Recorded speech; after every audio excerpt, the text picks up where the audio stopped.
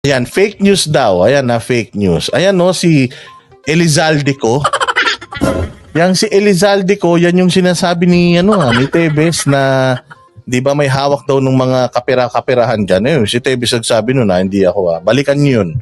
Yung mga interview ni Tebes sa media nung hindi pa siya terorista. Na meron daw confidential funds ang House of Representatives. Would you like to address that question? Yan, tawa siya Sabi niya, tanga, sagutin mo yan. Tumanggap ka dyan O sana kung di ka tumanggap dyan. Kailangan pagtanggol natin yan. Mabibisto tayo pare-parehas. Okay, squarely, wala pong confidential funds ang Congress. Yung pong sinasabi na 1.6 billion ay extraordinary expenses. Ano po yung para lang po sa Ayan na, tanong ano po yung extraordinary expenses? Kasi nakalagay po siya dun sa bracket ng confidential funds. Ano mo, tinan niyo sagot niya. For everybody's benefit. How is that different from confidential? Kasi pag tinignan mo kasi yung GAA, it's under the same heading. Tama po. Kasi ang heading ay confidential, intelligence, and extraordinary.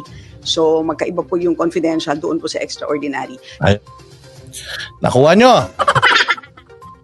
Ulitin natin baka hindi nyo lang nakuha.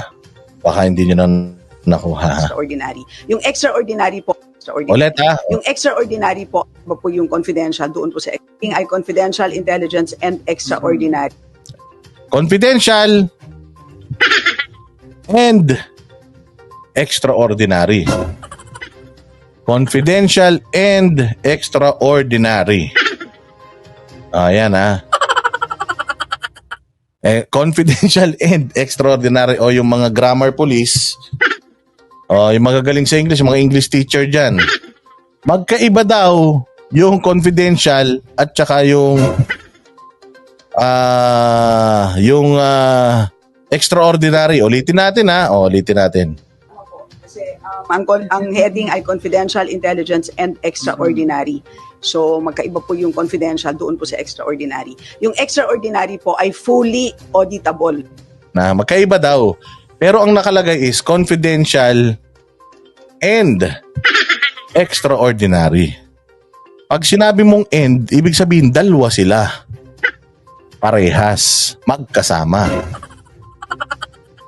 Sino yung nakita mo doon namamasyal? Si Inday Sara and si PRRD. Sino yung yung namamasyal doon, yung nakita mo namamasyal doon?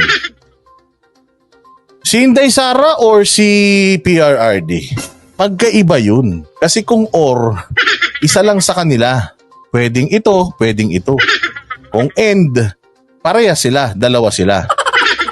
Ano yun? Kumbaga parang direct to the point yun. Self-explanatory yun. Pinagsama yun. Sabi nga ni Tin Pamintuan, pinagsama yun. Kaya nga end kaya nga end, hindi ba? Anong gusto mo sa pamasko, Tin Pamintuan? Anong gusto mong pamasko?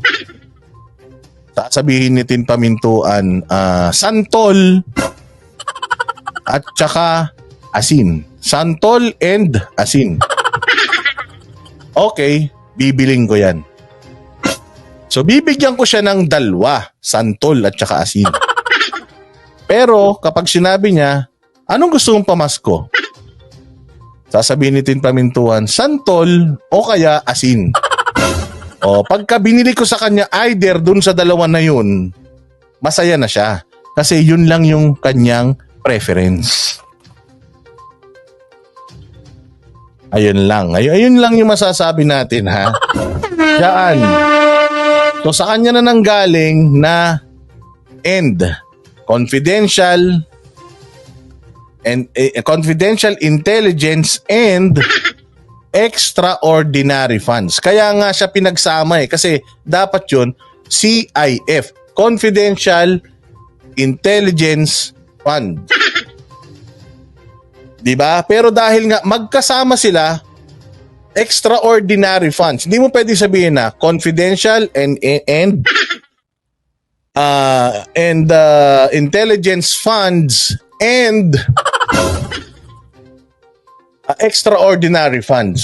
Dahil parehas yung word na gagamit ng fund sa dulo, pinagsama na nila yung dalawang salita, and funds. CI and extraordinary funds. Ganun. Hindi ko maintindihan eh. Ano ba yung mahirap doon? Napakasimple ng English na yun. Pag tinagalog mo lang yan, sabi nga apple o mansanas. Mamimili ka lang doon. O pag sinabi mong apple at mansanas or mangga at santol. Hindi ba? Ganun yung magkasama yung parehas na dalawa.